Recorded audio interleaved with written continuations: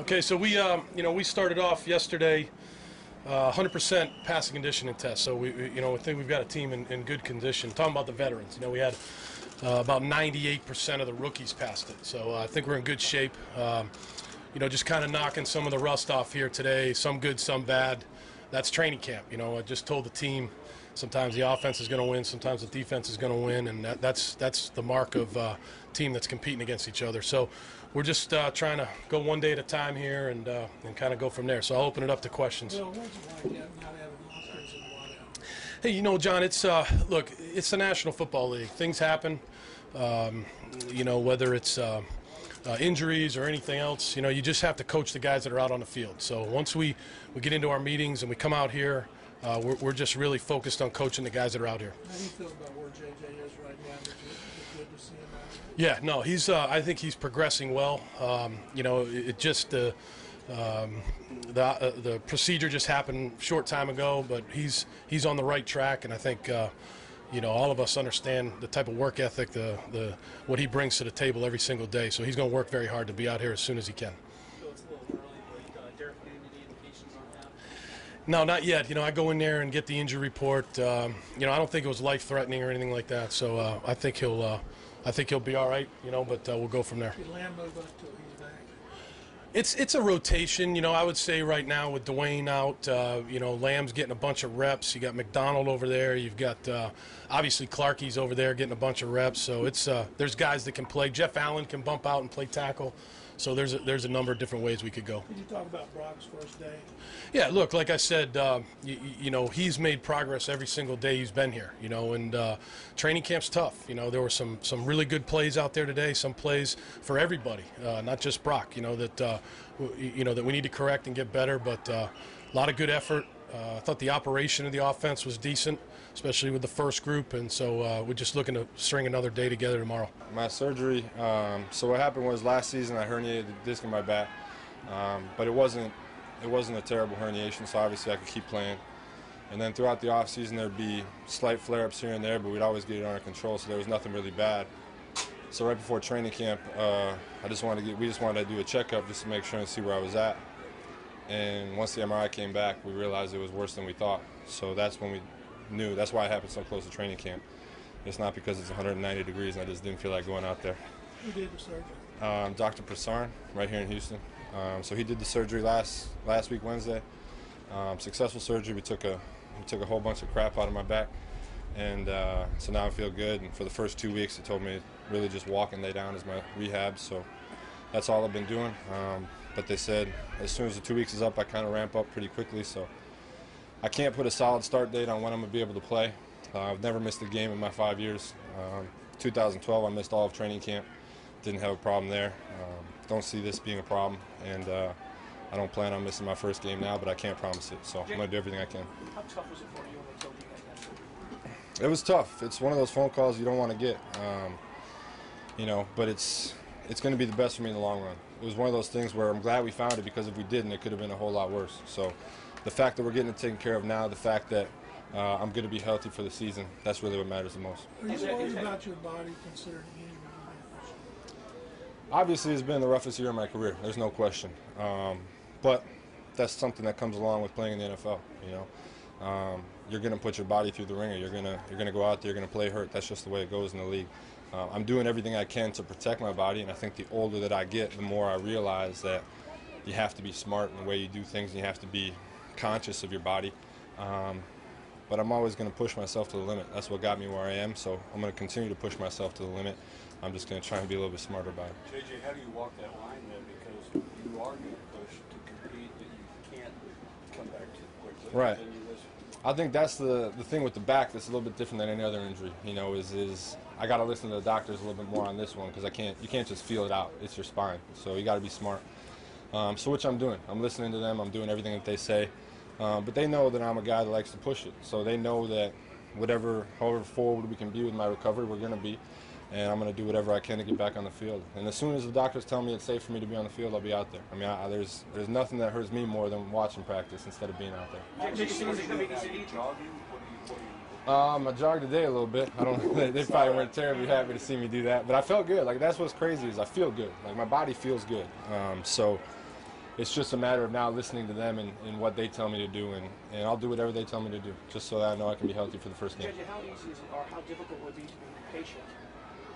Having your competitive, you want to be out there game one, yet be smart. How tough will all that be? Yeah, I think I'm learning. You know, I'm 5 years into this now, and I've learned that if you end up missing a game or two in the short term to save yourself in the long term, that's smarter. But that's not to say that I'm sitting here saying I'm going to miss a game or two. I'm out here with the mindset to play week one, and then if it comes week one and they say you're not ready, then I'm not ready. I'm going to listen to what the doctor's saying. I'm going to do everything that they tell me to do. But it is my mindset to work to play for game one. Well, I mean, I said yesterday that we're disappointed. I mean, obviously, we want him here. I think he ought to be here. He's under contract, but he's exercising his right to express himself the way he's chosen. And so we've got a season to prepare for. And so, you know, when he gets back, we'll welcome him back. And he's a heck of a football player, and he can help our football team, and we know that. Was it a surprise? Was it a surprise? I mean, did you see it coming? Well, I don't. Yeah, I didn't expect him to hold out. It was a bit of a surprise, and so you know, we're just hopeful that you know, he's made his point, and hopefully he'll be back in camp pretty soon. Rick, has there been any further communication in the last 24 hours? Look, Mark, we're in constant communication, and as you know, I've never negotiated in the media, and we're not in a negotiation, but our conversations I'll keep between us. But it's positive dialogue, and like I said, he's expressed himself, and we've been clear with him with respect to our position as well, and hopefully he'll be in pretty soon.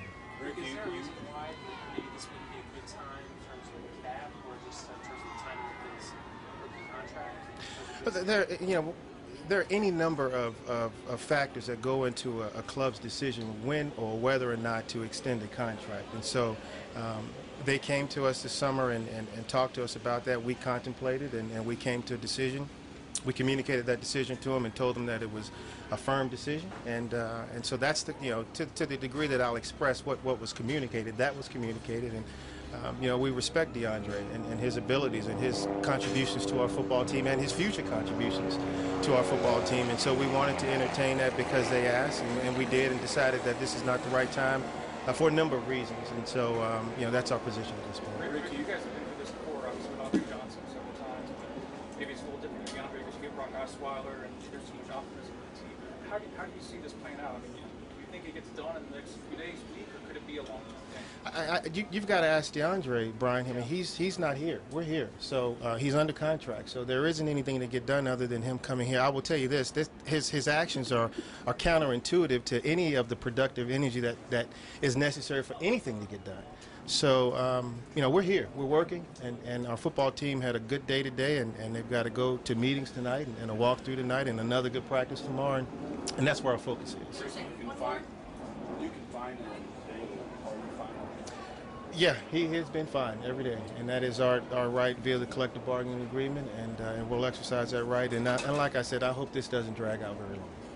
Well, more importantly, it's just exciting to be out here and playing football again. I think day one of training camp is always an exciting time of year. You know, your goals are set. The team comes together after summer break, and we go to work, and it's fun. You know, when you come out here and you have fans like we did today who are screaming and chanting all practice, you know, it gives you a lot of energy, a lot of excitement, and motivation to play well. So it was a fun first day, and I'm really happy that we got this thing started. Brock, there's so much optimism about you signing here, what the team can do this year. You worked out all offseason with DeAndre Hopkins, and he's not here. What did you think when you learned that he wasn't going to be here? And are you talking to him to try and get him back? What's the situation? Yeah, you know, DeAndre and I are definitely having communication amongst each other. You know, first of all, he's a great friend, and then he's a great teammate. So I'm going to be there to support him, but you know, he has to handle his business with the team, and I need to focus on you know, the guys that are here and ready to work. And so that's where my focus will be. But certainly, you know, I support DeAndre and whatever he has to do, and that's his business between him and the team. Hey, Brock, with you, other receivers, what do you see from Jalen Strong and Joel Fuller, some of the young guys? Yeah, well, you know, I see a lot of talent. I see a lot of explosiveness. You know, Will, as you guys know, after the combine and his season last year, he's got some wheels on him. So both those two, along with our whole receiving core, you know, bring a ton of talent to the field.